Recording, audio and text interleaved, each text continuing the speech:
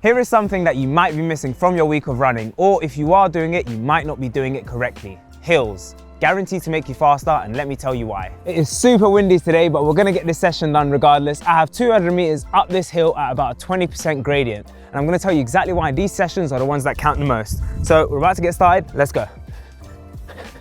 So the main benefits of hill reps include strength and form improvements, a faster recovery before your next hard session, and in some cases, allow you to do a hard session as you're coming back from injury.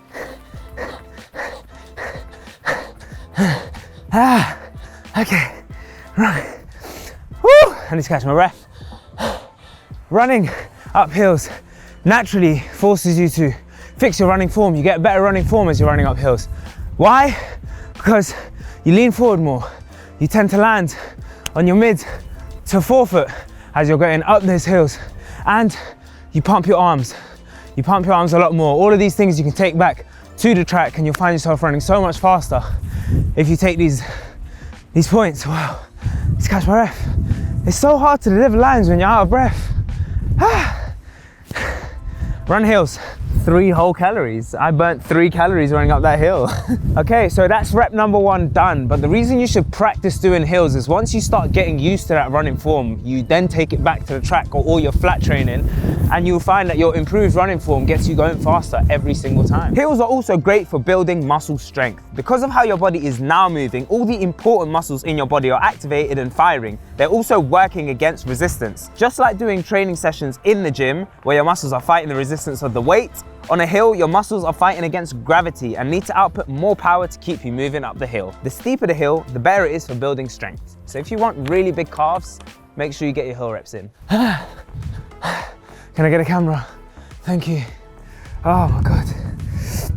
So in countries like Ethiopia, Kenya, Eritrea, they don't actually the elite athletes don't do much gym sessions, if they do any at all. They tend to spend a lot of their time strength and conditioning themselves on the hill, where they train their muscles to take this regular pounding instead of in the gym working on S&C. Thing is, as you can see, well, you see in a sec, my heart rate is through the roof. It's such a brief, short period of time that we are running, but your heart rate goes right up. And it honestly takes its toll on your body. Not takes its toll on your body, but takes its toll on your cardiovascular system. Your body doesn't take much of a beating, but it is tiring. Hill reps are very, very tiring, but they're so good for you. I'm taking my breath and catching my breath. I'm about to go down and hit another rep. So let's go down, let's get this rep in. Make sure when you're going down the hills, you take very small steps and you try and not kill yourself, because they are steep. You can actually tell how windy it is today, and just how hard it is to run against the wind. And my hair is all over the place, so I'm sorry if I don't look my best, but we got to do it for the content. I want to appreciate the views as well. The only good thing about running on hills as well is when you get to the top, you get views like this, which is just phenomenal. I mean, you can see the whole of London just in the distance there. Might not come out on camera, but it's actually so beautiful. So find a hill where you get a sick view. Primrose is one of my favorites too if you're in central London, or the Heath. And run those hills. One of the most important aspects of training for an elite athlete, or any athlete for that matter, is managing recovery, and there are many ways to do that, including massages, stretching, and most recently, high-stack shoes. But hill training eliminates one of the major reasons we need to recover in the first place: high impact on your joints and muscles. I think one of the best things about hill rep training is that you can put just as much effort into your cardiovascular and your muscles as you would on a flat, whereas you would reduce the impact so it's not as strenuous on your body, which means your recovery time is shortened, which means you can then work just as hard, much more frequently throughout your training block. And now we're just gonna go for another rep. Let's go. That's set 1 done for me. And while I have a little bit of recovery, let me tell you about another great benefit of hills. Let me catch my breath. Because hills are so much lower impact on the body, a lot of athletes use this as a recovery process before they're able to pound their body on the tracks again. What you want to do though is, if you are recovering from an injury, make sure you do seek professional advice before attempting to come on these hills, as some problems like calves and Achilles need more specific guidance. So seek medical advice from a professional, and hopefully they can get you back on these hills sooner rather than later. So before I talk to you and tell you exactly how I structure my training, I want to talk to you a little bit about what goes through my mind and what I think about while I'm going up these hills. Let's go.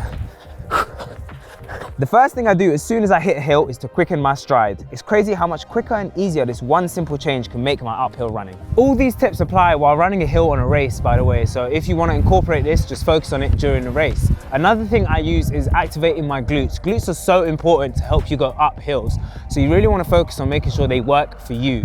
One thing I like to do is squeeze my glutes. And I know it might sound silly, but honestly, stand still right now, squeeze your glutes as hard as you can and see how long you can hold that. It actually is a lot tougher than you might think. Finally, I focus on driving my arms and bringing them up close to my chest. Recovery is walking down these hills. Honestly, unless you're sadistic and you want to like run down before the recovery, just take it nice and easy and walk right down these hills and you'll be fine. Before we start our next rep, let's go.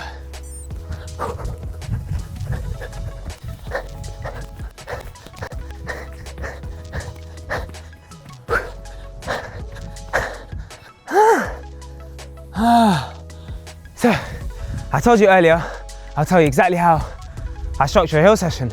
And it's very similar to how I structure a track session. Today, I had 10 times 400 meters on the track in around 80 seconds. And I've spent roughly the same amount of time getting up this hill for 10 times. So if you convert your RPE, your rate of perceived exertion on the track to the hill and spend the same amount of time doing that work, then you get a very, very similar result in your workout. Another session you can do is 1 minute fartleks. What is that? It is 1 minute on, 1 minute off for your whole session. You can do 1 minute on up the hill, 1 minute off back down the hill as recovery, or you can find a specially hilly route and just run 1 minute on, 1 minute off in those intensities. Another one you can use is easy runs, especially popular in Eritrea where we see professional athletes deliberately find hilly routes for their easy runs. So use some of these sessions, or you can get creative and adapt your own session to a hill workout. However, don't forget that you do need to cool down and warm up as they are still a session, but you will get the benefits of a workout regardless. Let us know in the comments below what session you want to adapt to a hill session, and if you want to improve your running form in general, then make sure you watch this video right here.